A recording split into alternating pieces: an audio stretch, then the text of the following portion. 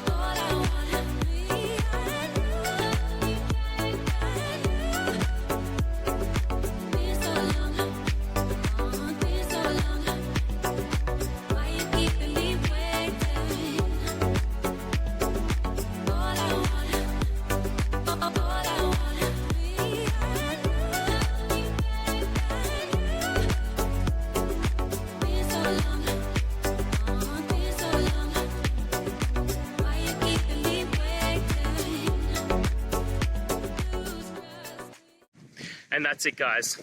We've gone through your question, hopefully found that solution you're looking for. If we did, please hit subscribe. I really appreciate it. And until next time, you need technical help, I hope you have a good one. Cheers.